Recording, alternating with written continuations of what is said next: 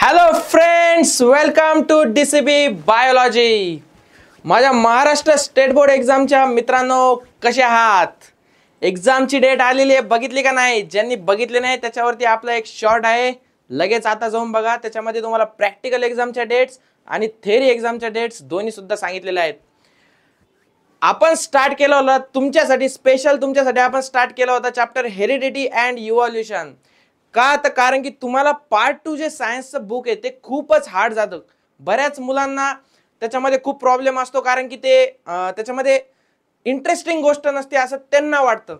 पण जर मित्रांनो इंटरेस्टिंगपणे जर त्याला शिकवलं तर नक्कीच ते इंटरेस्टिंग होईल. आज आवाज थोडासा खराब आहे, त्याच्यामुळं त्याच्याबद्दल सॉरी सगळ्यांना आधीच सांगतो, थोडं ॲडजस्ट करून घ्या. आज आपल्याला हेरिडिटी अँड इव्हॉल्युशन चॅप्टरचा नेक्स्ट पॉईंट बघायचा आहे. आपण स्टार्टिंगला बघितलं हेरिडिटी अँड हेरिडिटरी चेंजेस. त्याच्यामध्ये आपण हेरिडिटरीची डेफिनेशन बघितली, त्याच्यानंतर हेरिडिटरी चेंजेस जे आहे ते सुद्धा आपण बघितलेत. नंतर आपण बघितलं की प्रोटीन सिंथेसिस म्हणजे खूप मेजर पार्ट आहे, ज्याच्यावरती डेफिनेशन्स वरती हमखास क्वेश्चन पडतो, म्हणजे पडतो बोर्ड एक्झाम मध्ये. त्याच्या डेफिनेशन्स, प्रोटीन सिंथेसिस कशा प्रकारे होतं ते सुद्धा आपण बघितलं. त्याच्यानंतर शेवटचा पॉइंट घेतला होता आपण म्युटेशन. त्या म्युटेशन मध्ये थोडंसं गडबड झाली सांगण्यामध्ये, कारण फास्ट झालं, बरोबर आहे. तर आज आपण स्टार्टिंगच म्युटेशन पासून करणार आहे. छोटा पॉइंट आहे पण इम्पॉर्टंट पॉइंट आहे, क्वेश्चन हा पडणारच. त्याच्यामुळे आपण म्युटेशन पासून स्टार्ट करणार आहोत आज. त्याच्यानंतर आपण इव्हॉल्युशन हा जो टॉपिक आहे तुमचा या चॅप्टर मधला, तो आजच्या लेक्चर मध्ये कव्हर करणार आहोत. तर कोणीही कुठेही बाजूला जे जी काम असेल ते सगळी सोडायची आणि आपल्या लेक्चरकडे लक्ष द्यायचंय. कारण की सायन्स 2 जो तुमचा बोरिंग सब्जेक्ट होता तो आपण एंटरटेनमेंटच्या माध्यमातून आधी भैयाच्या लेक्चरमध्ये शिकणार आहोत. तर लगेच ज्यांनी खुर्चीवर बसलेले आहे त्यांनी सगळ्यांनी आपली खुर्ची घट्ट धरून बसा, कारण की आपण आता टेक ऑफ करणार आहे आपल्या पुढच्या टॉपिकसाठी. तर लगेच स्टार्ट करतोय आपण म्युटेशन पासून. सगळ्यात पहिले म्युटेशन काय असतं? तुम्हाला म्युटेशन शब्द ऐकल्यानंतर काय आठवतं सगळ्यात पहिले? जर माहिती असेल आधी कोणाला तर त्यांना त्यांची माहिती त्यांच्यापर्यंतच राहू द्या, कारण आपण याच्यामध्ये थोडंसं डिटेल शिकणार आहे. का? कारण की आपल्या चॅनलवरती फक्त आपण तुम्हाला स्टेट बोर्ड एक्झाम पर्यंतच मर्यादित नाही ठेवणार आहे. आपण थोडंसं हाय लेवलला, म्हणजे तो फील करून देणार आहे तुम्हाला की बाबा जेव्हा आपण फ्युचरमध्ये नेक्स्ट क्लासमध्ये ऍडमिशन घेऊ त्या क्लासमध्ये आपल्याला सगळं ऐकल्यासारखं वाटलं पाहिजे, कोणतीच गोष्ट नवीन नाही वाटली पाहिजे. याच्यासाठी आपण थोडंसं तुम्हाला त्या लेवल पर्यंत, जास्त नाही तिथं आपण नेऊन सोडणार नाही तुम्हाला. थोडंसं एकदा आपण नाही कधी घरचे कसं आपल्याला कर्णपुरा गेलं किंवा समजा कोणती जत्रा असली, जत्रा कशी दाखवून आणते, तसं तुम्हाला एक ओव्हरऑल त्याचं पूर्ण जे त्या टॉपिकचं तुम्हाला फ्युचरमध्ये शिकायचं आहे ज्या ज्या गोष्टी, त्या सगळ्यांना एक चक्कर मारून येऊ आपण. ओके, तर लगेच आपण स्टार्ट करूया म्युटेशन पासून. म्युटेशन काय असतं? म्युटेशन ही अशी गोष्ट आहे की जे तुम्ही प्रोटीन सिंथेसिस शिकले होते. आपल्या शरीरामध्ये 20 अमिनो ऍसिड्स असतात, बरोबर आहे. त्याच्यामध्ये इसेन्शियल, नॉन इसेन्शियल दोघं पण आले. आता त्या 20 अमिनो ऍसिड्स पासूनच प्रत्येक गोष्ट आपल्या बॉडीमध्ये प्रोटीनशी रिलेटेड सिंथेसिस होत असते. मग आता आपण बघितले ट्रान्सक्रिप्शन, ट्रान्सलेशन, ट्रान्सलोकेशन, या 3 स्टेप्स मध्ये आपलं प्रोटीन सिंथेसिस होत असतं. आता याच्यामध्ये काय होतं, शेवटी तुमचं जेव्हा रायबोझोमल आरएनए जेव्हा तुमच्या याला कनेक्ट होतो, कशाला? तुमचा हा जो सिक्वेन्स असतो, बरोबर आहे, एमआरएनए वरचा सिक्वेन्स जो असतो तो ट्रायकोडॉन असतो, म्हणजे 3-3च्या ग्रुपमध्ये असतो, बरोबर आहे. आता त्याच्यामध्ये कोण? रायबोझोमल आरएनए तुमचा अटॅच होतो, बरोबर आहे. आणि जे टीआरएनए काय करत असतं? त्याचा अँटीकोडॉन घेऊन येत असतं. आणि अँटीकोडॉन घेऊन येत असतं म्हणजे काय? मग जे अमिनो ऍसिड असते त्या प्रत्येक अमिनो ऍसिडचा एक काय म्हणतात त्याला, ट्रिपलेट कोडॉन ठरलेला असतो. जसं की AAC असू द्या किंवा AAG असू द्या, बरोबर आहे. नेक्स्ट जेव्हा तुम्ही 11th मध्ये जासाल तेव्हा तुम्हाला डिटेलमध्ये शिकायचं आहे की स्टार्टिंग कोडॉन कोणता आहे, एंडिंग ज्याच्यापासून एंड होतो तो कोडॉन कोणता आहे, कोणते अमिनो ऍसिड्स आहेत, सगळं तुम्हाला शिकायचं आहे. सध्या पुरतं फक्त लक्षात ठेवायचं आहे 20 अमिनो ऍसिड्स असतात, ज्याच्यामध्ये जो सिक्वेन्स असतो त्याचा अँटीकोडॉन घेऊन टीआरएनए येतो आणि त्याला अटॅच असतो तुमचा अमिनो ऍसिड्स. असं करत करत ती चेन फॉर्म होती आणि काय बनतं? तुमचं प्रोटीन बनतं, बरोबर आहे. आता ते प्रोटीन काय असतं की तुमच्या बॉडीला जर हाईट किती वाढवायची, बरोबर आहे, तुमचे जीन्स असतात ना, ते जे ट्रिपलेट कोडॉन असतात किंवा डीएनएचा जो सेगमेंट असतो तो असतो तुमचा जीन, आणि तो काय कॅरी करत असतो? तुमच्या बॉडीबद्दल इन्फॉर्मेशन, म्हणजे गुगलच्या फॉर्ममध्ये, की आपण जर गुगलवरती काही गोष्ट टाकली तर ती लगेच तुम्हाला अवेलेबल होते, तुम्हाला दिसून येते. तशा प्रकारे आपल्या बॉडीमध्ये जर टाकलं की ह्या मुलाची किती हाईट ठेवायची आहे, आपल्या जीन मधली इन्फॉर्मेशन बघतो माणूस, म्हणजे तो जीन, आणि लगेच काय करतो, त्यानुसार आपल्या हाईट मध्ये प्रोटीन सिंथेसिस करतो. आता तुमच्या बॉडीचा कलर तुम्हाला हे करायचा आहे, आता तुमच्या जीनला तुमच्या बॉडीला कलर द्यायचा आहे, तो कोणते अमिनो ऍसिड्स घेईन. आता समजा मेलॅनिन जो प्रोटीन असतो, बरोबर आहे, मेलॅनिन प्रोटीन तुमच्या कलरसाठी इम्पॉर्टंट असतो. आता ज्यांना माहित नसेल त्यांनी लगेच कुठेतरी साईडला लिहून ठेवा, हे तुमच्या एक्झाम मध्ये नाही येणार, परंतु ह्या गोष्टी तुम्हाला जनरल नॉलेजसाठी इम्पॉर्टंट आहे. आता तुम्ही बघा ना, जर कोणी समजा तुम्हाला नातेवाईकांनी विचारलं की यार हे माझा रंग जास्त काळा का पडतोय, लगेच तुम्ही उत्तर द्याल, काका तुमच्या बॉडीमध्ये ना जो मेलॅनिन घटक आहे ना तो जास्त झालेला आहे, त्याच्यामुळे आहे ना ते युव्ही रेज जे आहे ना ते जास्त ऍब्झॉर्ब करते तुमची बॉडी, आणि तुम्ही त्याच्यामुळे जास्त काळे झाले. हे जसं तुम्ही त्यांना सांगशाल ते डायरेक्ट, म्हणजे तुम्हाला काही नाही बोलणार, तुमच्या पॅरेंट्सला म्हणतील वाह क्या लडका पैदा किया आहे, असं म्हणतील ते. आणि तुम्हाला काय होईल, मग तुम्हाला तुमच्या स्वतःवर प्राऊड फील होईल. मग अशा छोट्या छोट्या गोष्टीमधून तुम्हाला काय होईल, एनर्जी भेटत राहील की आणखीन पुढच्या गोष्टी कशा माहिती करून घ्यायच्या, बरोबर आहे. मग त्याच्यासाठी तुम्हाला मी सांगितलं की मेलॅनिन जो प्रोटीन असतो तो आपल्या कलरशी रिलेटेड असतो बॉडीमध्ये, बरोबर आहे. आता तो जो प्रोटीन आहे त्या जीनला माहिती आहे तुमच्या की तुमचा मेलॅनिन घटक जे बॉडी मधला तो किती करायचा आहे.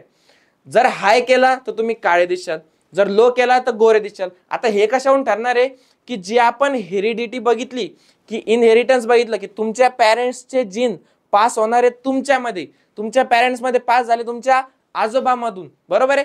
मग त्यानुसार तुमच्या जीनला इन्फॉर्मेशन भेटला की बाबा 70% मेलॅनिन याच्या बॉडीमध्ये फॉर्म कर, बरोबर आहे. मग तो काय करणार, त्याचा mRNA तयार करणार, त्याचा अँटीकोडॉन मग मेलॅनिन चिटकणार त्याला, बरोबर आहे की नाही, आणि मग ते प्रोटीन बनणार. अशा प्रकारे जेवढ्या पण तुमच्या बॉडीमध्ये गोष्टी घडत असतात त्या प्रोटीनवरती डिपेंडेंट आहे.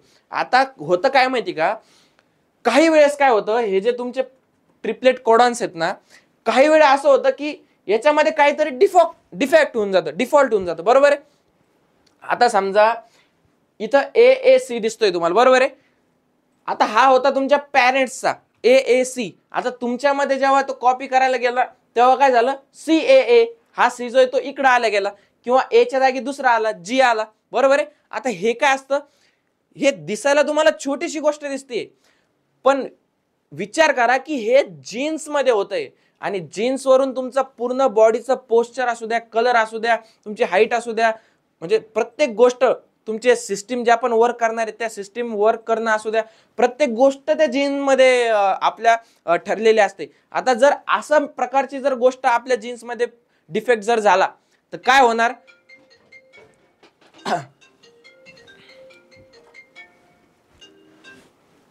अशा प्रकारे जर आपल्या याच्यामध्ये डिफेक्ट झाला तर काय होणार, म्युटेशन येणार. म्हणजे म्युटेशन लक्षात आलं का तुम्हाला, की बाबा जर आपल्या याच्यामध्ये जर ट्रिपलेट कोडॉन आहे ज्याच्यापासून आपण प्रोटीन सिंथेसिस करणार आहे, बरोबर आहे की नाही, त्याच्यामध्येच डिफेक्ट आला, A च्या जागी G आला, G च्या जागी A आला, बरोबर आहे की नाही. आता याच्यामध्ये टाइप्स भरपूर आहे, पण आपल्याला सगळ्यात पहिले आपल्याला इम्पॉर्टंट काय, बोर्ड एक्झाम साठी, हे झालं तुमच्या नॉलेजसाठी, बरोबर की नाही. आता बोर्ड एक्झाम साठी काय, त्याची डेफिनेशन इम्पॉर्टंट आहे. आता डेफिनेशन काय म्हणते, a mutation is a sudden inheritable. शब्दाकडे नीट लक्ष द्यायचंय. इथं तुम्ही फक्त जर चेंज म्हणले तर चालेल का, नाही, सडन चेंज. कसा, सडन आणि इनहेरिटेबल. आता सडन का, कारण की तो तुमच्या पिढी टू पिढी नाही होते, बरोबर की नाही. सडन म्हणजे कसा, जेव्हा ते प्रोटीन बनणार त्याच टाइमला चेंज झाला, बरोबर की नाही. जेव्हा तो mRNA बनला तेव्हा काही नाही झालं, जेव्हा तो tRNA आला, rRNA झाले तेव्हा चेंज झालं. म्हणजे काय झालं, सडन चेंज झाला. पिढी टू पिढी झाला का, नाही. म्हणजे तुमच्या आजोबाच्या समजा जीन्स मध्ये जे म्युटेशन होतं ते तुमच्यापर्यंत आलं का, नाही. वडिलांच्या आणि तुमच्यामध्ये जे झालं त्याच्यामध्ये चेंज आलं, म्हणजे काय झाला, सडन चेंज झाला, बरोबर की नाही. इथं तुम्ही असं नाही बघायचं की सर माझे वडील आणि मी किती मोठा गॅप आहे, असं नाही.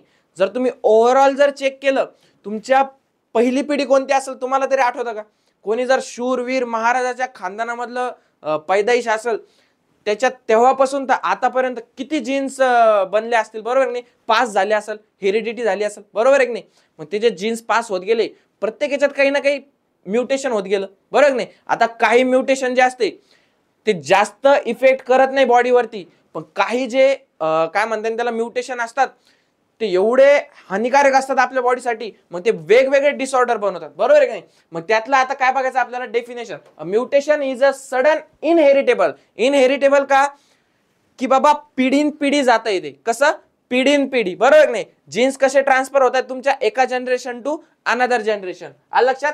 Change in the DNA sequence of an organism.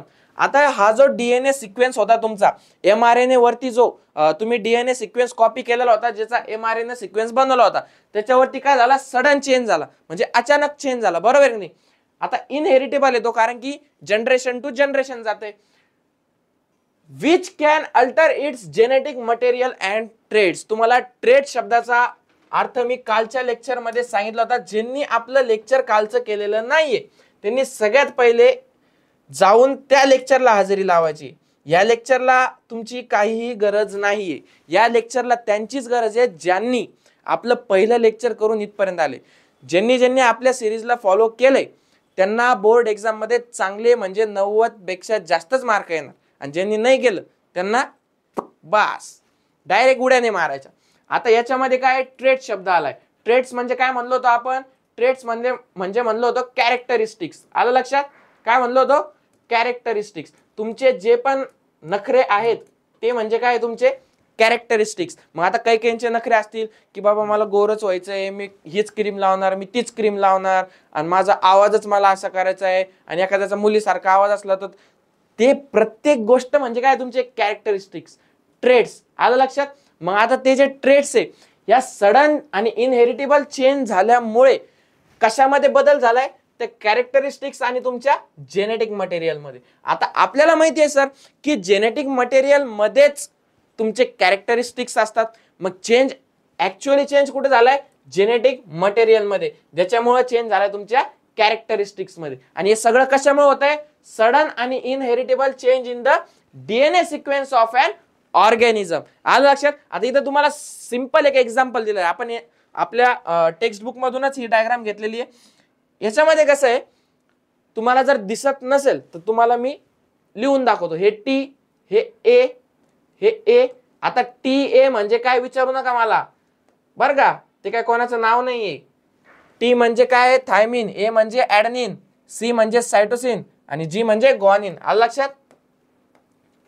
आणि पेअर माहिती ना कोणाची कोणासोबत आहे, ए ची कोणासोबत आहे, टी सोबत. जर आरएनए असेल तर टी राहणार का, नाही, तिथं काय राहणार, यू राहणार. आलं लक्षात. आणि जी ची कोणासोबत आहे, सी सोबत. ओके.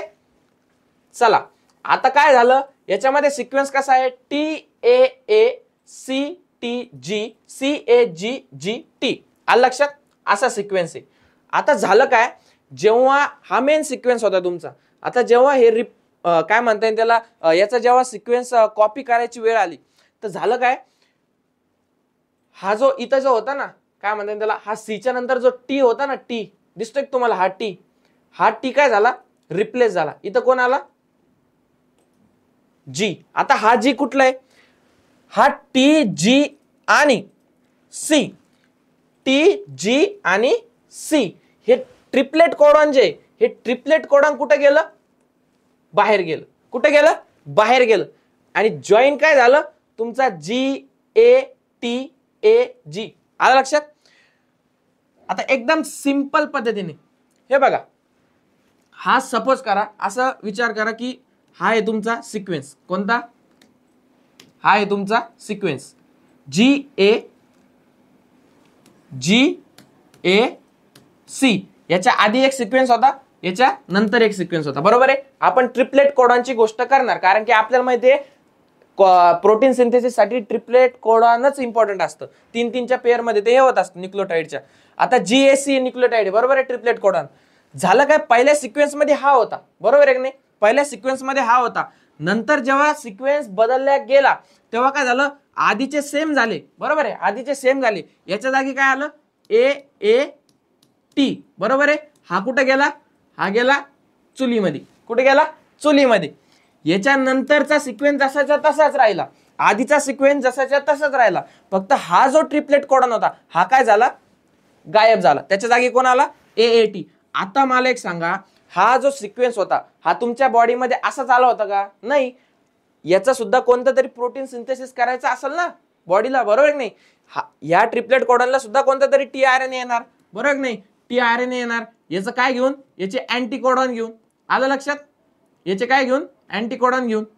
आता जर हे अँटीकोडॉनला हा जर सापडलाच नाही, अचानक दुसरा सापडला, मग तिथं काय झालं? म्युटेशन झालं. आणि हे म्युटेशन किती महागात पडतं? तर त्याच्यावरून जेनेटिक डिसऑर्डर सुद्धा आपल्याला होऊ शकतात, बरोबर आहे? आलं लक्षात? त्याच्यामुळं म्युटेशनला हलक्यात घ्यायचं नाही.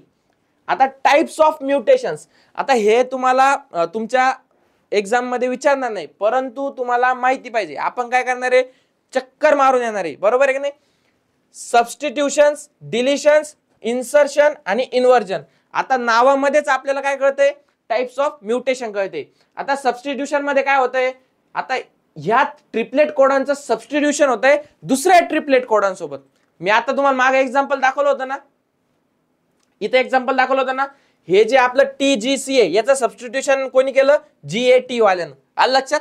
तर अशा प्रकारात म्युटेशनचा एक टाइप कोणता आहे? सबस्टिट्यूशन. दुसरा आहे डिलिशन. डिलिशन मध्ये काय होतं? आता सपोज करा समजा हा तुमचा न्यूक्लियोटाइडचा सिक्वेन्स आहे, कोणता? CGACT आणि सो ऑन. याच्या मागे सुद्धा हा सिक्वेन्स आहे.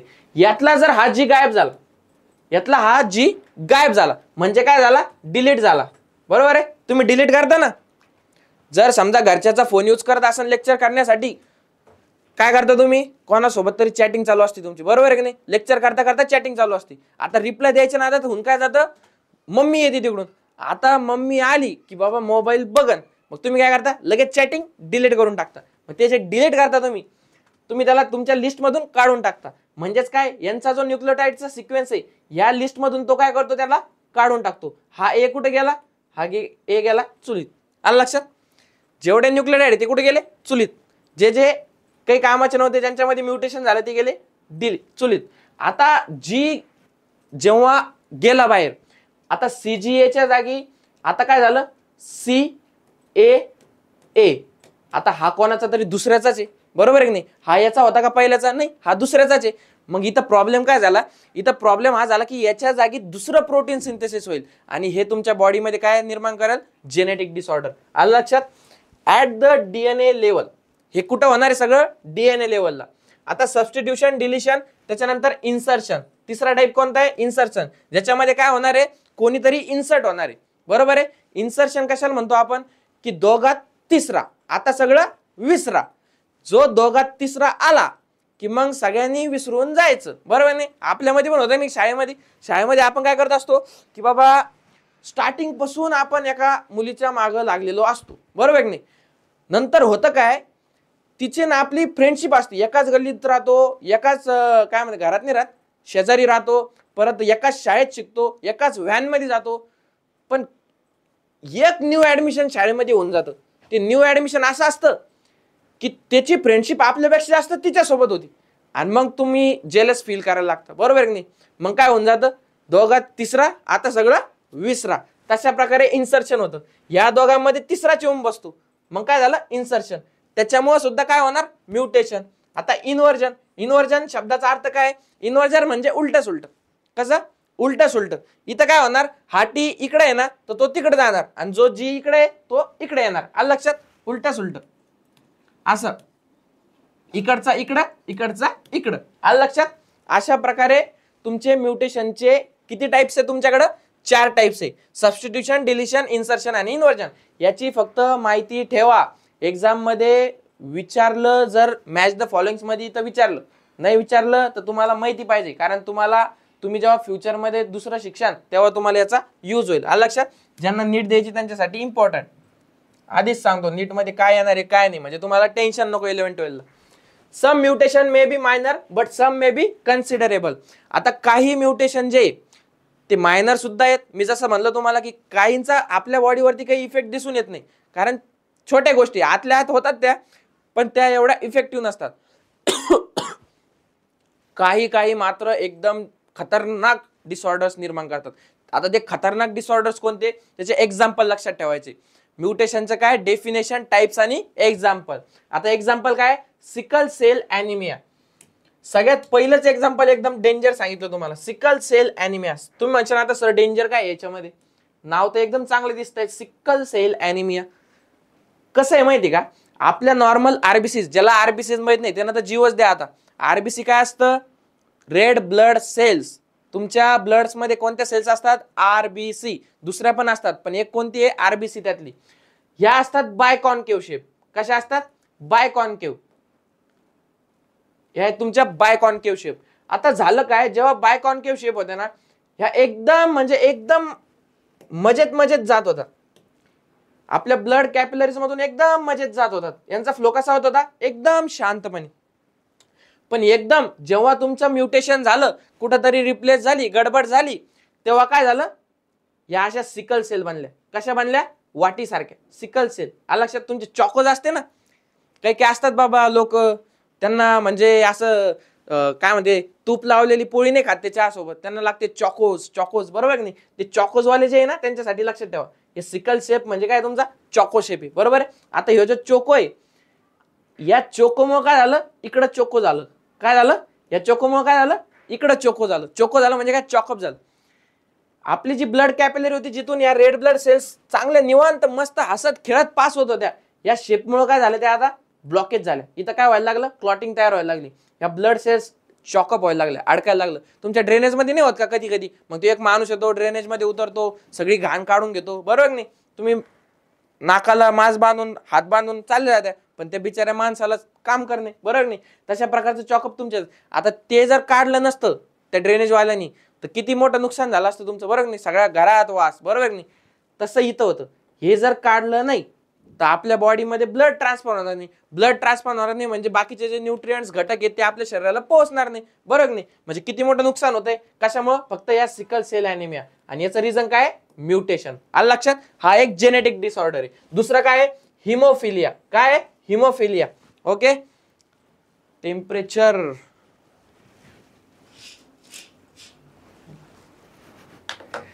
खूपच गरमी वाढली, कारण की आधी भैया लेक्चर घ्यायला आलेले. चला मित्रांनो, लगेच आपलं वापस फोकस करू, हिमोफिलिया. ओके, आता नॉर्मल ब्लड वेसल्स तुमच्या अशा आहेत, बरोबर आहे. ह्या तुमच्या आहे नॉर्मल ब्लड वेसल्स.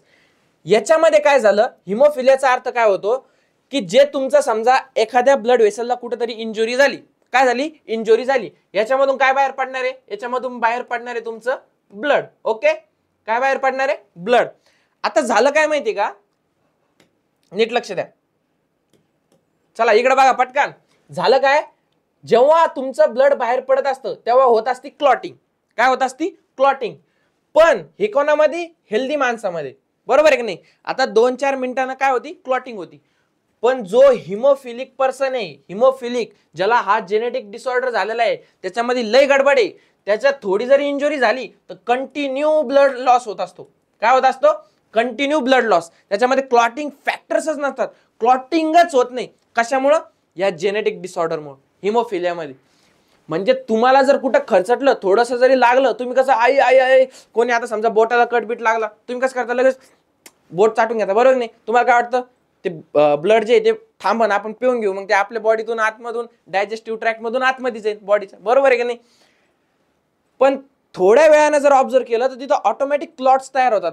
म्हणजे जे रक्त आहे ते जाड घट्ट बनत जातं, बरोबर नाही. आणि ते काय करतं, त्याचा जो ब्लड फ्लोचा जो मार्ग आहे तो क्लोज करतं. पण हिमोफिलिक पेशंट्स मध्ये काय होतं, ते क्लॉटच फॉर्म होत नाही. आणि काय होतं, ब्लड लॉस कंटिन्यू चालू राहतं. म्हणजे थोडी सुद्धा इंजुरी त्यांचं खूप मोठं ब्लड लॉस करू शकते, बरोबर आहे की नाही. आता ब्लड काय सोपी गोष्ट आहे का, ब्लड म्हणजे काय असं कुठं चालता फिरता दुकानात भेटतं का, नाही.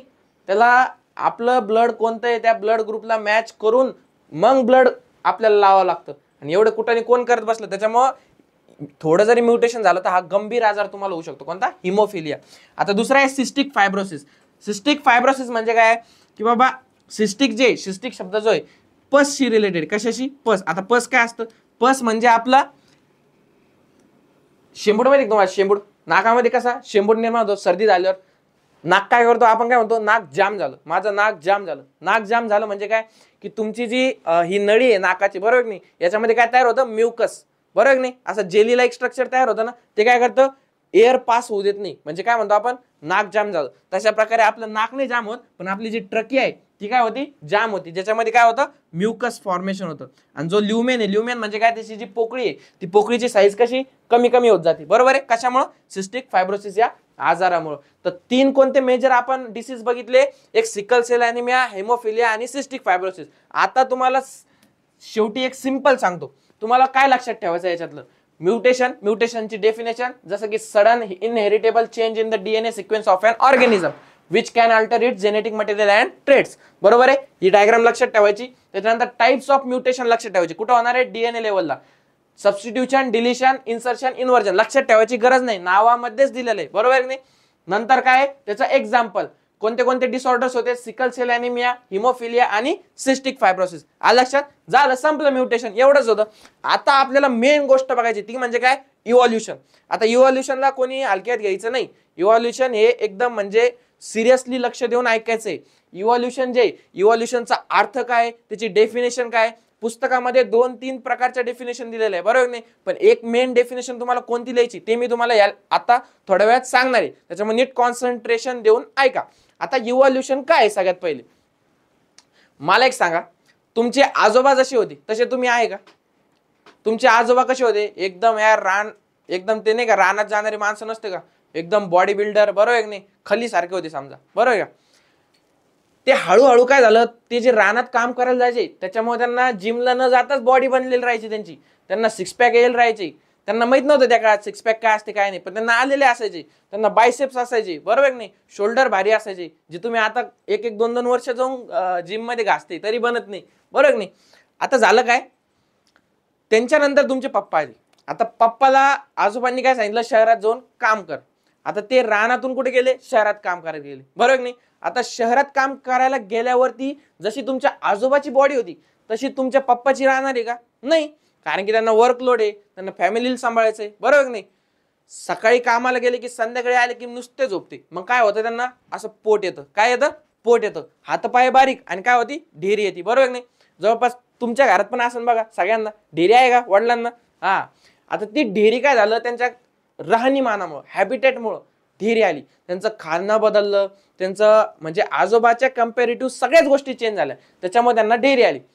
आता तुमचे उदाहरण, आता ज्यांना ज्यांना ढेरी त्यांनी तर आधीच सावध राहा. तुमचं तर अजून तेवढं वय पण नाही गेलं, तुम्हाला अजून आत्ताच तुम्ही कसे झाले, एक गोल गोल झाले. बरोबर नाही. ते छोट्या भीममधला नसतो का, ते कालिया सारखे झाले. आता मला एक सांगा, तुमच्या आजोबाच्या काळामध्ये त्यांची कशी बॉडी होती आणि आता तुमची कशी बॉडी. बरोबर नाही. याच्यामध्ये काय झालं माहितीये का, तुमचे आजोबा जसे होते तसे तुम्ही नाहीये आणि तुम्ही जसे तसे तुमचे वडील नाही. आलं लक्षात. तिघांमध्ये पण चेंज आहे.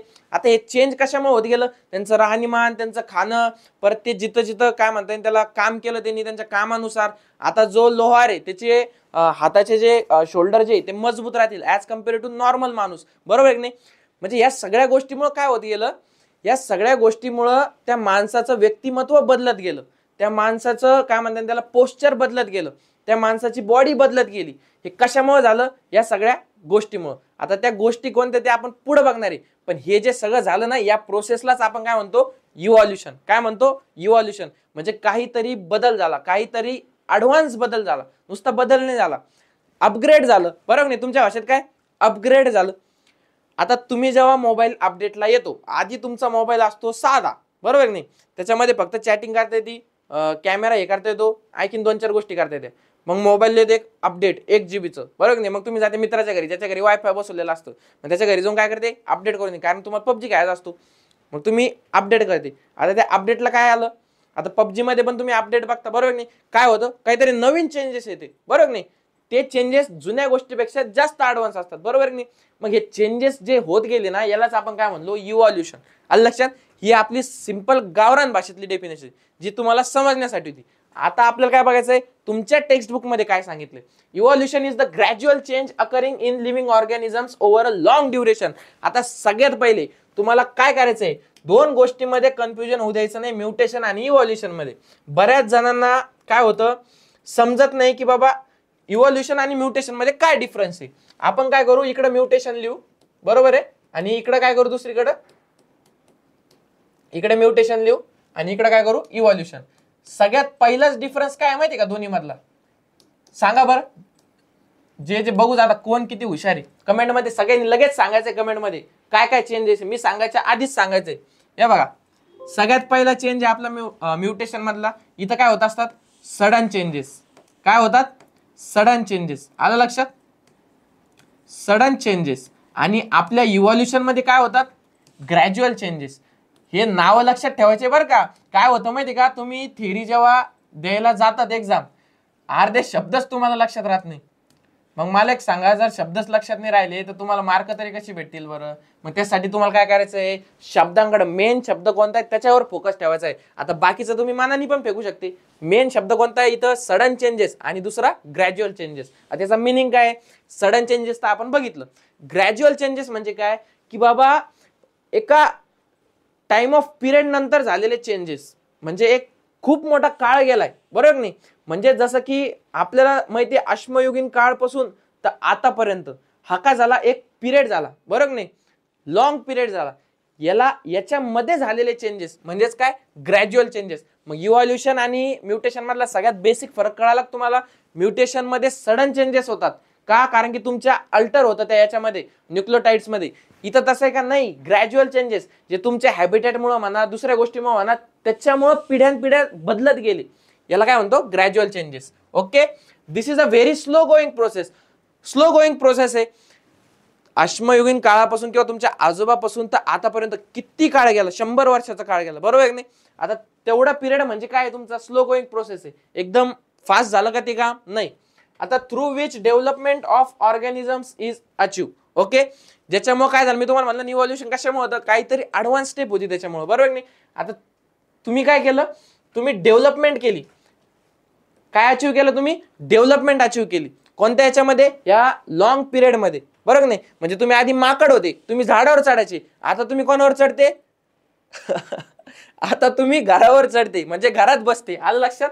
All the stages in changes occurred in various components ranging from stars and planets in space to the biosphere present on the earth should be included in the study of evolution. म्हणजे विचार करा, evolution किती vast term आहे. म्हणजे ती फक्त तुमच्या पुस्तकापुरती मर्यादित नाहीये. ते म्हणते ना पोरं, काही डायलॉग नाही लिहित का? चांद तारे तोड लावू तुम्हारे लिए, असे डायलॉग मारते ना मुलींना मारते का नाही डायलॉग? सगळ्यांनी कमेंट मध्ये हातवर करायचं आहे. मारते ना डायलॉग? ते जे डायलॉग आहे ना मित्रांनो, ते तुम्ही मारू नका. कारण की तुम्ही मारायच्या आधीच भरपूर सायंटिस्टनी त्याचा शोध लावलाय. ते जे स्टार्स प्लॅनेट्स आहे ना, त्यांचा सुद्धा इव्हॉल्युशनचा शोध कोणी लावलाय? आपल्या सायंटिस्टनी लावलाय. फक्त स्टडी तुमच्यावर नाही होत, तुम्ही स्टडी करणारे नाहीये. तुम्ही आधी फक्त जे 10वीचं स्टडी आहे तेच नीट करा.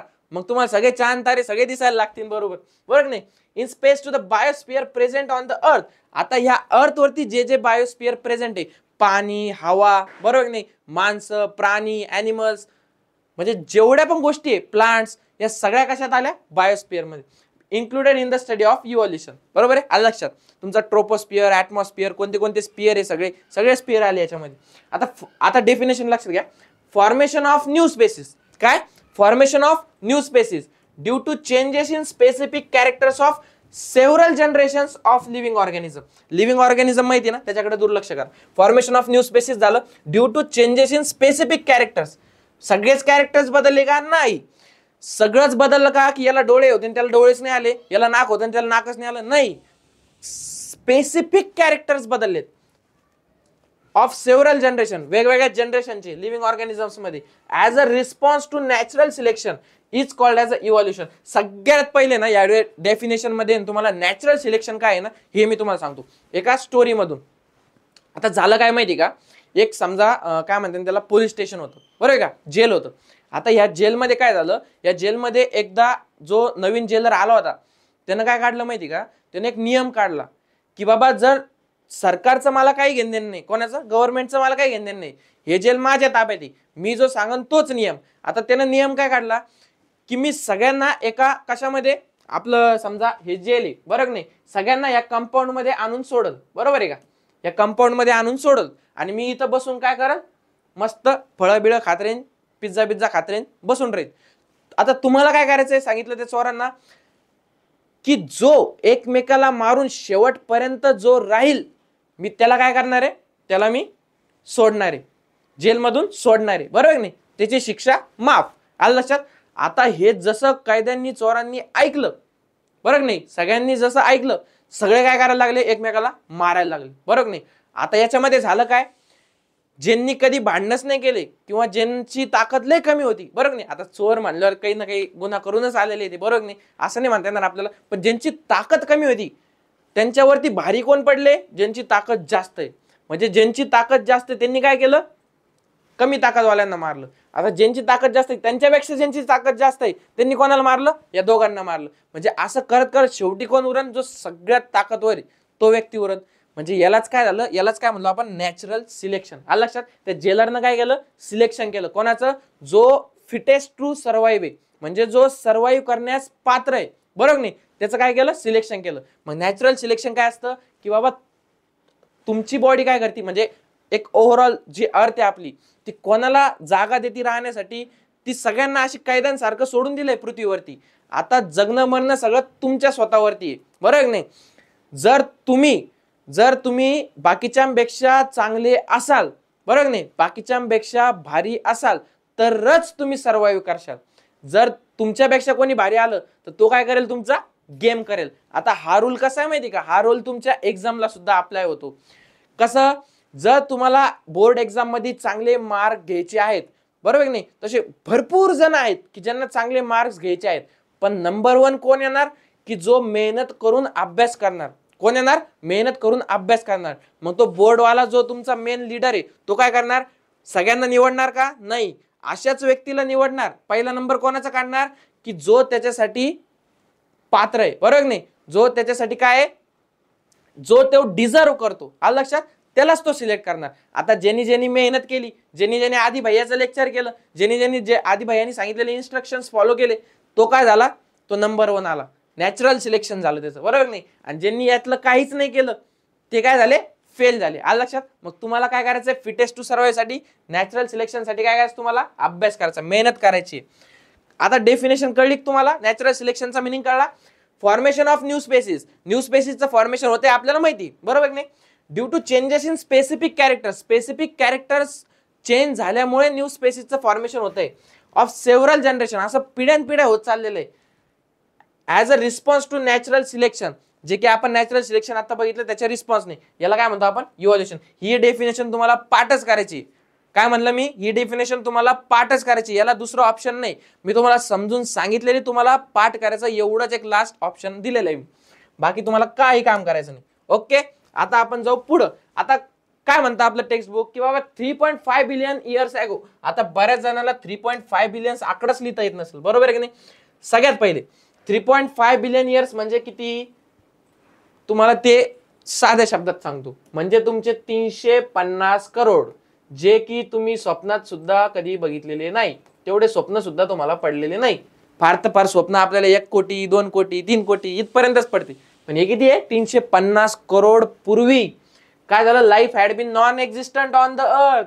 तुम्ही नव्हते बाबा तेव्हा, मग कोण होतं, the living organisms have been develop according to following phases. म्हणजे तुम्ही तेव्हा नव्हते, जीवसृष्टी नव्हती तेव्हा पृथ्वीवरती. 350 करोड वर्षापूर्वी आपण कसे डेव्हलप होत गेलो, मग स्टेप बाय स्टेप. सगळ्यात पहिले काय झालं माहिती का, सिंपल एलिमेंट्स आले. काय आलं, सिंपल एलिमेंट्स. तुम्ही बघितलं असाल ऍटम जो असतो, ऍटम, बरोबर नाही, तो ऍटम नाही, त्या ऍटमकडे कोणी लक्ष द्यायचं नाही. आपला ऍटम बघा, बरोबर नाही, तुम्ही माहिती ना ते सोडियम, क्लोराईड, बरोबर नाही, आणखीन काय काय असते, हायड्रोजन, बरोबर. हे जे ऍटम आहे तुमचे, त्याला काय म्हणतो आपण, एलिमेंट्स. आता म्हणजे सगळ्यात छोटं ऍटम असतं, हे ऍटम मिळून एलिमेंट्स तयार झाले, बरोबर आहे. आता हे सिंपल एलिमेंट जे, हे सिंपल एलिमेंट्स एकत्र येऊन काय फॉर्म करते, कंपाऊंड. मग काय झालं तुमचं, ऑर्गॅनिक आणि इनऑर्गॅनिक कंपाऊंड्स फॉर्म झाले. ऑर्गॅनिक कोणते, ज्याच्यामध्ये कार्बन ते इन्क्लूड आहे, कार्बन हायड्रोजन ऑक्सिजन ज्याच्यामध्ये, ते कोणते, ऑर्गॅनिक. आणि इनऑर्गॅनिक कोणते, ज्याच्यामध्ये नायट्रोजन हायड्रोजन अशा प्रकारचे कंपाऊंड्स आहेत, बरोबर आहे.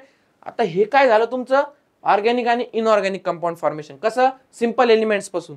नंतर काय झालं, याच्यापासूनच कॉम्प्लेक्स कंपाऊंड्स, जसं की प्रोटीन्स आणि न्यूक्लिक ऍसिड्स. आता न्यूक्लिक ऍसिड्स काय, कोणी मला विचारायचं नाही, सगळ्यांना पहिल्याच लेक्चर मध्ये मी शिकवलेलं आहे. डीएनए आणि आरएनए हे आपले काय बाळांनो, न्यूक्लिक ऍसिड्स आहे. ओके, न्यूक्लिक ऍसिड्स म्हणजे आपले डीएनए आणि आरएनए. अरे बापरे, डीएनए आरएनए फॉर्म झाला म्हणजे सगळंच झालं की काय पाहिजे, मग काय राहिलंय आता, बरोबर नाही. प्रोटीन्स आणि nucleic acids. First primitive type of cells may have been form from the mixture of different types of organic आणि इनऑर्गॅनिक कंपाऊंड्स. जे तुमचे ऑर्गॅनिक आणि इनऑर्गॅनिक कंपाऊंड्स आहेत त्यांच्या मिक्सचर पासून सगळ्यात पहिली primitive type of cells form झाली. ओके, बघितलं आपण सिक्वेन्स. सिंपल एलिमेंट्स पासून ऑर्गॅनिक इनऑर्गॅनिक कंपाऊंड झाले, जे की आपले कार्बन बिर्बन जे सगळे ना त्यांचा ऑर्गॅनिकचा ग्रुप, आणि जे नायट्रोजन सोडियम जे आयोनिक बॉन्ड फॉर्म करते ते कोणते, इनऑर्गॅनिक. ज्यांच्यावर चार्जेस असतो तो इनऑर्गॅनिक, ज्यांच्यावर चार्जेस नसतो तो ऑर्गॅनिक. ओके, त्यांच्यापासून बनली प्रिमिटिव्ह टाइप ऑफ सेल. सगळ्यात पहिली number of those cells may have increase. असे सेल सेल सेल सेल मिळत मिळत काय झालं, इन्क्रीज झालं at the cost of surrounding chemicals. आता हे सगळं कशावर डिपेंड आहे, तुमच्या सराउंडिंगवर, बरोबर नाही. त्या काळातल्या सराउंडिंगवर, त्या काळात ही प्रोसेस असं समजू नका 1-2 वर्षाची किंवा काही महिन्यांची आहे, याला खूप पिरियड लागलेला आहे. म्हणजे जवळपास यात 350 करोड मधले तुमचे 100 करोड याच्यामध्येच गेले. पहिले सिंपल एलिमेंट त्याचे कॉम्प्लेक्स कंपाऊंड्स फॉर्म करणं, मग त्याच्यापासून प्रोटीन्स न्यूक्लिक ऍसिड्स बनणं, मग प्रिमिटिव्ह टाइप ऑफ सेल पहिली युनिसेल्युलर येणं, म्हणजे याला भरपूर टाइम गेलेला आहे. According to the principle of natural selection some may have shown good growth, some may have perish which could not adjust with the surrounding. याचं उत्तम उदाहरण म्हणजे मित्रांनो काय आहे, आपले डायनासॉर्स. काय तुमच्या सगळ्यात जवळचं एक्झाम्पल डायनासॉर्स. डायनासॉर्स तुम्हाला आता दिसते का, पिक्चर मध्ये नाही, पिक्चरच्या व्यतिरिक्त बाहेर रियालिटीमध्ये डायनासॉर्स दिसते का, नाही. पण होते हे तुम्हाला माहिती का नाही, बरोबर नाही. ते आपल्याला कळलं ना सायन्स थ्रू. मग आता ते जे डायनासॉर होते ते टिकले का आपल्या पृथ्वीवरती, नाही. ते काय झाले, पेरिश म्हणजे काय झाले, गायब झाले, बरोबर नाही. खतम, tata bye bye goodbye, सगळे त्यांचं काय झालं, पुरं ते सगळा पसारा आटपून पृथ्वी सोडून गायब झाले. मग राहिले कोण, की जे परत एकदा ती नॅचरल सिलेक्शनची कन्सेप्ट इथं आली, जे फिटेस्ट टू सर्व्हाइव्ह आहे, जे डिझर्व करते सर्व्हाइव्ह करणं, तेच जगले, बरोबर नाही. आलं लक्षात. हे तुमचा कशा सिक्वेन्स आहे, 350 करोडचा सिक्वेन्स आहे हा तुमचा. 350 करोड वर्षात काय काय घडलं याचा, कशासाठी, फक्त एक जीव बनवण्यासाठी. आलं लक्षात. सिंपल घ्यायचं नाही, तुमचा जीव काय साधा सुद्धा नाहीये.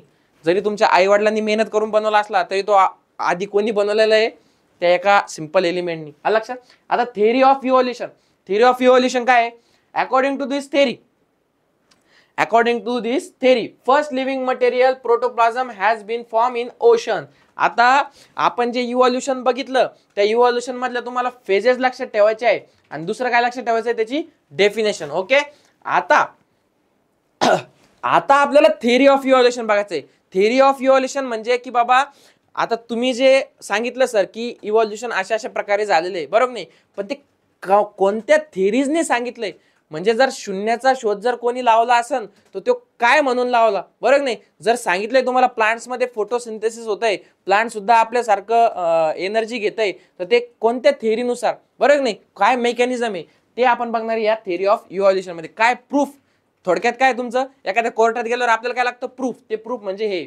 आता काय आहे, अकॉर्डिंग टू दिस थेअरी, या थेअरीनुसार फर्स्ट लिव्हिंग मटेरियल जो की प्रोटोप्लाझम आहे. आता प्रोटोप्लाझम काय आहे, याचा बऱ्याच पोरांना प्रश्न पडला असेल. एकदम सिंपल आन्सर आहे त्याचा. प्रोटोप्लाझम काय, तुम्हाला हे माहिती का, एक असती सेल, ती बॅटरीवर चालणारी का, नाही. आपल्या शरीरामधली या सेल मध्ये काय असतं, या असं फ्लुइड असतं. काय असतं, फ्लुइड असतं, बरोबर आहे. आलं लक्षात. आणि मध्ये कोण असतो, मध्ये असतो न्यूक्लियस. कोण असतो मध्ये, हा आहे तुमचा न्यूक्लियस. आता मला एक सांगा, या सेल मेम्ब्रेनच्या आतल्या भागाला आपण काय म्हणतो, आतल्या भागाला आपण म्हणतो सायटोप्लाझम. काय म्हणतो, सायटोप्लाझम. आलं लक्षात. आणि याला काय म्हणतो आपण, या निळ्या भागाला, याला आपण म्हणतो न्यूक्लियस. ओके, आलं लक्षात. सायटोप्लाझम आणि न्यूक्लियस लक्षात आलं. आता या दोघांना मिळून आपण काय म्हणतो माहिती का, या दोघांना मिळून आपण म्हणतो प्रोटोप्लाझम. ओके म्हणजे सायटोप्लाझम आणि न्यूक्लियस मिळून कोण तयार होतं, प्रोटोप्लाझम. ओके, आता थेअरी काय सांगते त्याच्याकडे बघू. According to this theory first living material जो की प्रोटोप्लाझम आहे, ज्याच्यामध्ये न्यूक्लियस आहे, ज्याच्यामध्ये सायटोप्लाझम आहे, has been form in ocean. हा कुठं बनलेला आहे, हा जमिनीवरती नाही बनला, कारण आपल्याला माहिती पृथ्वीवरती सगळीकडे पाणी होतं पहिले, बरोबर नाही. मग हा कुठं बनलेला आहे, ओशन मध्ये. ओशो नाही, ocean. In due course of time unicellular organism was form. मग हळूहळू काय झालं, या प्रोटोप्लाझम जो बनला, जे आपले सिंपल एलिमेंट्स मधून कंपाऊंड्स बनले, कंपाऊंड्स मधून जी प्रिमिटिव्ह सेल बनली, ज्याच्यामध्ये सेल्समध्ये प्रोटोप्लाझम बनलं. आता याचं थोडंसं अपग्रेड झालं, आणि काय बनले, युनिसेल्युलर ऑर्गॅनिझम. काय बनले, युनिसेल्युलर ऑर्गॅनिझम. आता युनिसेल्युलर ऑर्गॅनिझम काय असते तुम्हाला माहिती ना, ज्यांच्यामध्ये काय असतं, एकच सेल असते. मल्टी सेल्युलर म्हणजे काय, ज्यांच्यामध्ये खूप सेल्स असतात. आता आपण कोण आहे, आपण मल्टी सेल्युलर आहे, मल्टिपल काम करतो म्हणजे आपण मल्टिपल सेल्युलर आहे. युनिसेल्युलर म्हणजे काही कळत नाही, ते बिचारे युनिसेल्युलर आहे, ज्यांच्यामध्ये काहीच नसतं, ऑर्गन नसतं, ना डोळे असते, ना नाक असतं, ना तोंड असतं, बिचारे गरीब. म्हणजे सुरुवात अशी झाली आपली पण इथून, म्हणजे माकडापासून झाली, अशी सुरुवात झाली आपली. ग्रॅज्युअली, शब्द लक्षात घ्या, gradually changes occurred in the unicellular organism from which larger and more complex organism were form. आता याच्यामुळे काय झालं, जे युनिसेल्युलर ऑर्गॅनिझम होते, आता हे क्लॅमॅडोमोनास, युग्लेना, पॅरामेशियम, अमेबा. अमेबाले फेवरेट एक्झाम्पल. मला बाकीचे एक्झाम्पल द्यायचे नाही तुम्हाला, तुम्हाला अमेबा असल्यावर दुसरे काय लागते रे एक्झाम्पल. हे बघा, अमेबा, बॅक्टेरिया. अरे हे दोन असे नाव आहे की कधीच विसरले नाही पाहिजे तुम्ही. आणि व्हायरस एक, बरं का, या गोष्टींना विसरलेच नाही. व्हायरस तर विसरू देत नाही आपल्याला, पण हे दोघांना कधीच विसरायचं नाही. बॅक्टेरिया आणि कोणता, अमेबा. हे काय आहे, युनिसेल्युलर ऑर्गॅनिझम्स आहे. याचं कन्व्हर्जन कोणामध्ये झालं, कालांतराने लार्जर आणि more complex organism were form. मग हे आपला तुमचा हत्ती असू द्या, तुमचा पोपटलाल असू द्या, तुमचा कासव असू द्या, हा तुमचा कावळा असू द्या. कावळाच आहे का, कोणता आहे काय माहिती. हा माकड, हे बघा, हे माकड दिसलं का, हे साप, जिराफ, मगरमच्छ, हे सगळे मल्टी सेल्युलर ऑर्गॅनिझम कुठून फॉर्म झालेले, या एका सेल पासून. आता हा चेंज कसा झालाय, ग्रॅज्युअली. हा सडन चेंज आहे का, नाही. त्याच्यामुळे आपण याला इव्हॉल्युशन मध्ये शिकतोय. इथून तर इथपर्यंत आपलं काय झालं, अपडेट झालो आपण. काय झालो, अपडेट झालो. आणि हे सगळं कोणामुळे घडतंय, इव्हॉल्युशनमुळे. इव्हॉल्युशन कोणामुळे घडतंय, त्याच्या इन्व्हायरमेंटमुळे, त्याच्या हॅबिटॅटमुळे, नॅचरल सिलेक्शनच्या प्रोसेसमुळे, फिटेस्ट टू सर्वाईव्हमुळे. आलं लक्षात. आता all those changes were slow and gradual. आपल्याला माहिती आहे 350 करोड काय फक्त काय 2 दिवसात नाही होते. 350 करोड वर्ष पूर्ण, त्यासाठी 3.5 करोड वर्षच लागते, बरोबर नाही.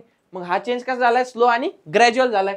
आता duration all this changes is almost किती, 300 करोड सांगितलंय. 350 होऊन आता 300 वर आले. 50 करोड असे सोडून दिले त्यांनी, इकडं कटले असं समजा. आता मला एक सांगा, जर तुमच्याकडे 2 करोडचं तुमची जर पगार आहे, त्याच्यामधले 50-60 रुपये जर तुमच्या मालकाने दिले नाही, तुम्ही बघणार आहे का त्याला. तुम्ही असे रख भाई, टिप रख, टिप टिप दे दी तेरे को, टिप क्या टिप. तशा प्रकारचं 300 करोड वर्ष लागले स्लो आणि ग्रॅज्युअल चेंजेस व्हायला. मी म्हणतो कशालाच करायची, कशालाच. माणूस बनलाच नसता तर कशाला टेन्शन असतं एक्झामचं, बोर्डच्या एक्झामचं, काय बनायचं पुढे फ्युचरमध्ये, पैसे कसे कमवायचे, बायकोला कसं सांभाळायचं, याच टेन्शनच नसतं. माणूस बनला नसतं तर तुम्ही सगळ्या शिवाय घालत असेल त्याला, बरोबर की नाही. पण आता आहे, हकीकत जी आहे ती आहे, त्यासाठी आपल्याला अभ्यास करायचा आहे, तर मग लेक्चर करा आता. तर हे काय झालं, स्लो आणि ग्रॅज्युअल चेंजेस झाले. इथून प्रोकॅरिओट्स, मग फोटोसिंथेसिस, काय काय युकॅरिओट्स, बॅक्टेरिया, मग काय काय बनत गेलं. मग आपण शेवटी कुठं आलो, मल्टी सेल्युलर ऑर्गॅनिझम्स मध्ये. आलं लक्षात. हे काय झालं, स्लो आणि ग्रॅज्युअल चेंज 300 करोड वर्ष लागले या सगळ्या प्रोसेसला. आता changes and development in living organism had been all round and multi dimensional and this led to evolution different types of organisms. आता मला एक सांगा, तुम्हाला दरवेळेस डायग्राम मध्ये दाखवते माकड पासून तो दुसरा माकड, तिसरा माकड, मग थोडासा माकडाचा थोडासा एक एक्स्ट्रा व्हर्जन, मग हळूहळू असं असं करत मग एक असा समोर असा माणूस दाखवते, बरोबर नाही. आधी असं असतं, असं असं असं असं असं असं असं असं, नंतर यो असं असं दाखवते तुम्हाला दरवेळेस चित्र. फक्त तेवढाच आहे का रे सिक्वेन्स, तेवढेच ऑर्गॅनिझम बनलाय का आपलं, फक्त बाकीचे नाही बनलेले का. अरे बाकीचे बनले, ते ट्री डायग्राम येते एक. म्हणजे जर सुरुवात बघितली आपण, सुरुवात जर बघितली तर एका छोट्याशा सिंपल एलिमेंट्स पासून झाली, मग त्याचे कंपाऊंड्स बनत मग प्रोटोप्लाझम, युनिसेल्युलर ऑर्गॅनिझम्स, मग प्रत्येक जण आहे ना त्याच्या डायरेक्शन नुसार बदलत गेला. जो पाण्यात बनला तो पाण्यामध्ये बदलत गेला, जो जमिनीवर राहिला त्या जमिनीमध्ये बदलत गेला. म्हणजे पाण्यामध्ये मासा तयार झाला, माशाचे पण 4-5 प्रकार तयार झाले. 4-5 कशाला, मी तर म्हणतो कितीतरी प्रकार तयार झाले माशाचे, बरोबर नाही. कासव बनला, मगरमच्छ बनला. हे बनत जमिनीवरती काय बनले, माणसं बनले, सिंह बनले, टायगर बनला, बरोबर नाही. टायगर म्हणजे टायगर श्रॉफ नाही, आपला जो खरावाला टायगर, ते फुसका टायगर नाही. एवढे सगळे बनले. ही काय छोटी गोष्ट आहे का, ही काय फक्त एक डायरेक्शनल राहणार आहे का, नाही. ही काय मल्टी डायमेन्शनल. काय मल्टी डायमेन्शनल. बघा ना, इकडं सुद्धा एक वेगळा जीव तयार झाला, इकडं सुद्धा एक वेगळा जीव तयार झाला, वर सुद्धा आपला वेगळा एक एन्व्हायरमेंट तयार झाला, बरोबर नाही. म्हणून याला काय म्हणलं, या प्रोसेसला ऑलराऊंडर कशाला म्हणतो आपण, ज्याला फिल्डिंग येते, बॅटिंग येते, बॉलिंग येते, याला आपण म्हणतो ऑलराऊंडर. तसंच ऑलराऊंड आणि मल्टी डायमेन्शनल काय, ही प्रोसेस आहे आपली इव्हॉल्युशनची. Okay, this led to evolution of different types of organism. पाण्यातले मासे असू द्या, जमिनीवरचा माणूस असू द्या, सिंह असू द्या, टायगर असू द्या, प्रत्येकाचं एक सेपरेट सिक्वेन्स आहे. फक्त माणसाचाच अभ्यास करायचा आहे आपल्याला, त्याचे शुकर माना तुम्ही, बरोबर की नाही? नाही तर काय काय झालं असतं तुमचं. आता hence this overall process is called as evolution. एवढे सगळे 3-4 पॉईंट जे आपण बघितले याला आपण काय म्हणतो, इव्हॉल्युशनचं. डेफिनेशन विचारली तर ती पहिलीच लिहायची. हे तुमच्या पॉईंट्स मध्ये आले पाहिजे. एक्झाम मध्ये 3 मार्काचा क्वेश्चन आला तर 6 पॉईंट्स हे लिहायचे तुम्हाला. कोणते? सगळ्यात पहिला पॉईंट कोणता होता आपला? हा, according to this theory first living, हा जो आपला सगळ्यात पहिला पॉईंट की काय, प्रोटोप्लाझम जे होतं त्याच्यापासून युनिसेल्युलर ऑर्गॅनिझम बनले. आता प्रोटोप्लाझम कुठं झालं? ओशन मध्ये. हा तुमचा पहिला पॉईंट. नंतर gradually changes occur in the unicellular organism from which larger आणि कॉम्प्लेक्स ऑर्गॅनिझम. म्हणजे सिंपल आहे, युनिसेल्युलर पासून लार्ज आणि मोर कॉम्प्लेक्स ऑर्गॅनिझम बनले. दुसरा पॉईंट हा तुमचा. तिसरा पॉईंट काय? की सगळे जेवढे चेंजेस आहे ते काय, स्लो आणि ग्रॅज्युअली, ज्याला बनायला किती 300 वर्ष लागले. ओके. चौथा पॉईंट काय? चेंजेस आणि डेव्हलपमेंट लिव्हिंग ऑर्गॅनिझम जे होते ते ऑलराऊंड आणि मल्टी डायमेन्शनल आहे. ओके, हा एक पॉईंट. आणि this lead to evolution of different types of organism, हा पाचवा. आणि हा सहावा कोणता? Hence this overall process is called as a evolution which is organisational progressive development of plants and animals from the ancestors having different structural and functional organization is called evolution. वापस एक evolution ची definition. ही definition काय सांगते? Progressive development. तुमची जी development आहे ती कशी आहे? प्रोग्रेसिव्ह आहे. त्याच्यामध्ये खाली जात आहे का तुम्ही? नाही, वर वर येत आहे, बरोबर आहे. म्हणजे कशी आहे? प्रोग्रेसिव्ह डेव्हलपमेंट आहे. मग ती प्लांट्सची पण आहे आणि ॲनिमल्सची पण आहे. From the ancestors having different structural and functional organization is called evolution. हे बघा ना तुम्ही. आता इथं काय दाखवली तुम्हाला? स्टार फिश दाखवली, नंतर गोगल काय दाखवली, मग मासा दाखवला, मग हे घोडा दाखवला, उडणारा घोडा बरं का, हा घोडा दाखवला. मग हे काय झालं? हे तुम्हाला दाखवलं थोडंसं मगरमच्छ टाईपचं. मग याच्यापासून काय बनलं? हे आपलं हे मोठा कोण आहे? डायनोसॉर. मग हे डायनोसॉर नंतर काय झाला? उडणारा डायनोसॉर. मग याच्यानंतर ते नष्ट झाले. मग टायगर आला, मग माणूस आला, मग पक्षी आले. हा माणूस भाला घेऊन, याचा फोटो लय फेमस झालेला आहे, बरोबर नाही? म्हणजे एवढ्या सगळ्या गोष्टी झाल्या. काय? प्रोग्रेसिव्ह डेव्हलपमेंट झाली. आपल्या अँसेस्टर्स, हे सगळे आपले अँसेस्टर आहे तुमचे. हा, तुम्ही कोणाचे तरी याच्यातलेच जावई बापू आहे, कोणाचे तरीच नातू आहे, लक्षात घ्या. म्हणजे हे सगळे आपले अँसेस्टर, यांच्यापासून आपण बनलो. आपल्यामध्ये स्ट्रक्चरल आणि फंक्शनल ऑर्गनायझेशनची डेव्हलपमेंट झाली, तेव्हा काय झालं? इव्हॉल्युशन झालं. म्हणजे हे 6 पॉईंट जर तुम्हाला इव्हॉल्युशन मध्ये विचारले 3 मार्काला शॉर्ट नोट्स मध्ये, हे 6 पॉईंट तुम्हाला लिहायचे. सुरुवात डेफिनेशन पासून करायची आहे, मध्ये 2-4 पॉईंट हाणायचे आपले 300 करोडचे, परत 300 करोड इयर्स वाले, परत त्याच्यानंतर सडन ग्रॅज्युअल स्लो चेंजेस वाले, त्याच्यानंतर तुमचा शेवटचा हा इव्हॉल्युशनचा पॉईंट असू द्या, परत हा ऑलराऊंड आणि मल्टी डायमेन्शनलचा एक पॉईंट असू द्या. असे मिळून तुम्हाला आन्सर लिहायचंय. आलं लक्षात? शॉर्ट नोट्स कशी लिहिणार? अशा प्रकारचे लिहिणार. आता बापरे, शेवटचा पॉईंट आला आपला, इव्हिडन्सेस ऑफ इव्हॉल्युशन. हा मी तुम्हाला आजच्या लेक्चरमध्ये घेणार नाहीये, पण एक तुम्हाला जनरल नॉलेज देणार आहे याच्याबद्दल थोडंसं, की याच्यामध्ये आपल्याला काय बघायचंय आणि याचा मिनिंग काय. उद्याच्या लेक्चरमध्ये आपण एक कंप्लीट घेणार आहे. कसं असतं, तुम्ही जे बोलताय ना त्या प्रत्येक गोष्टीला काही ना काही एव्हिडन्स पाहिजे असतो. एव्हिडन्स म्हणजे काय? पुरावा. एव्हिडन्सला काय म्हणतो आपण? पुरावा. आता तुमचे घरचे पण काय मागते तुमच्याकडे? पुरावा. तुम्ही असं जर जाऊन म्हणले, पप्पा मला आहे ना फर्स्ट टर्मला आहे ना 92% आली, सगळ्यात पहिले तर पप्पा हसून घेते. त्यांना काय येतं? सगळ्यात पहिले हसू येतं. मग हसू आल्यानंतर ते म्हणते, मी तुझ्यावर विश्वास ठेवूच शकत नाही, तू पहिले मला मार्कशीट आणून दाखव. आणि मग जेव्हा तुम्ही अशी मार्कशीट काढून दाखवते पप्पाला, हे बघा पप्पा, ही माझी मार्कशीट, मग काय म्हणते त्याच्यामध्ये? तुम्ही घेतले का नाही 90च्या वर? पप्पा काय देते मग तुम्हाला? चॉकलेट देते. धपाटा देते का? नाही, धपाटा आई देते, चॉकलेट पप्पा देते. आलं लक्षात? जेव्हा तुम्ही कमी मार्क घेते तेव्हा पप्पा धपाटा देते, मग ते रडत रडत जाते आईकडे, मग आई चॉकलेट देते. म्हणजे सगळा खेळ कसा होऊन जातो? पलटी होऊन जातो. ओके. आता याच्यासाठी तुम्हाला काय द्यावं लागलं? एव्हिडन्स द्यावं लागला. आता तुम्ही कोर्टात जर कैदी म्हणून जर तुम्ही आले, तुम्हाला काय द्यावं लागतो? जर स्वतःला निर्दोष प्रूफ करण्यासाठी एव्हिडन्स द्यावा लागतो. आता तसाच इव्हॉल्युशन साठी तुम्हाला काय द्यायचं आहे? एव्हिडन्स. काय द्यायचं आहे तुम्हाला? एव्हिडन्स. आता हे एव्हिडन्स कोणत्या कोणत्या प्रकारचे ते आपण बघतो. काय बघू? एव्हिडन्स कोणत्या कोणत्या प्रकारचे ते आपण बघू. सगळ्यात पहिले काय दिसतंय सगळ्यांना? ओके. सगळ्यात पहिला एव्हिडन्स आहे तुमचा मॉर्फोलॉजिकल. कसा आहे तुमचा सगळ्यात पहिला एव्हिडन्स? मॉर्फोलॉजिकल. आता हळूहळू मी तुम्हाला सगळं सांगणार आहे. मॉर्फोलॉजिकल म्हणजे काय, आधी फक्त एव्हिडन्सचे नावं बघून घेऊ आपण. दुसरा कोणता आहे तुमचा? ॲनाटॉमिकल. कोणता आहे? ॲनाटॉमिकल. शाबाश, हुशार. कसे आहे तुम्ही? हुशार. मी बोलायच्या आधीच तुम्ही सांगता, बरोबर आहे का नाही? तिसरा कोणता आहे सांगा बरं. आता लय सांगत होते ना तुम्ही, आता सांगा तिसरा कोणता आहे? नाही सांगणार, मी सांगतो. वेस्टिजियल. तिसरा कोणता आहे? शबाश, वेस्टिजियल. माझ्या मागं म्हणायचं सगळ्यांनी, इथंच पाठ करून घ्यायचे, नंतर घरी गेल्यावर कोणी बसणार नाही अभ्यास करायला, मला माहिती आहे. इथंच पाठ करून घ्यायचे. पहिला मॉर्फोलॉजिकल, दुसरा अॅनाटॉमिकल, तिसरा कोणता आहे? वेस्टिजियल. आता चौथा. जर तुम्ही हुशार असाल तर मला चौथा सांगा. चौथा जर सांगितला कमेंट मध्ये तर त्या कमेंट वाल्याला डायरेक्ट चॉकलेट कॅडबरी द्यायला आहे. वेस्टिजियल एव्हिडन्स चौथा कोणता आहे? सांगा सांगा सांगा पटकन. नाही सांगता येणार तुम्हाला, मी सांगतो तुम्हाला, कारण ते नावच एवढं अवघड आहे, तुम्हाला सांगून सुद्धा घेता येणार नाही. मलाच नाव घ्यायला 4-5 वेळेस प्रॅक्टिस करावं लागली. पॅले काय फोडायचं कसं याला? पहिले पॅले, नंतर काय द्यायचं? ऑन्टोलॉजिकल. ऑन्टोलॉजिकल काय? ऑन्टोलॉजिकल. आंटी नाही, ऑन्टोलॉजिकल काय? पॅलेंटोलॉजिकल. आता एकत्र काय म्हणायचं याला? पॅलेंटोलॉजिकल. आलं लक्षात? आता हे झाले 1 2 3 4, 4च झाले, 6 सांगायचे होते. आता पाचवा कोणता आहे लक्षात घ्या. पाचवा कोणता आहे तुमचा? Connecting links. कोणता आहे? Connecting links. शबाश, कनेक्टिंग लिंक्स. आता या शब्दावरून तुम्हाला कळत असेल थोडं थोडं, इथं काहीतरी कनेक्शन आहे, बरोबर नाही? कोणाची तरी कोणाला लिंक लावलेली आहे आपण. आणि तुमचा शेवटचा, लास्ट बट नॉट लिस्ट, कोणता आहे तुमचा?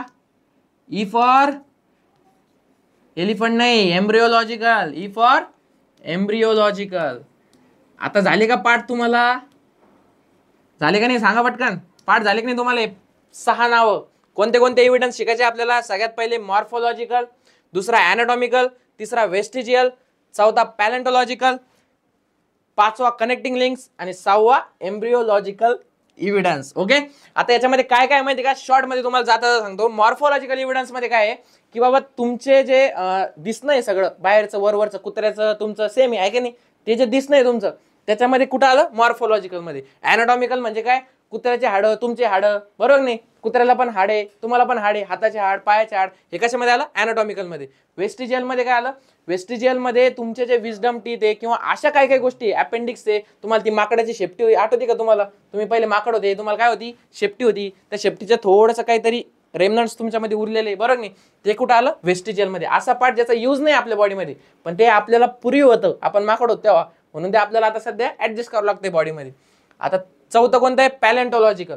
आता पॅलेंटोलॉजिकल मध्ये काय आहे की बाबा जे फॉसिल्स असतात, जे डायनासॉर, ते तुमचे जमिनीमध्ये गाडले गेलेले मरून, किंवा जे तुम्ही लोकांना गाडता जमिनीमध्ये, बरोबर नाही?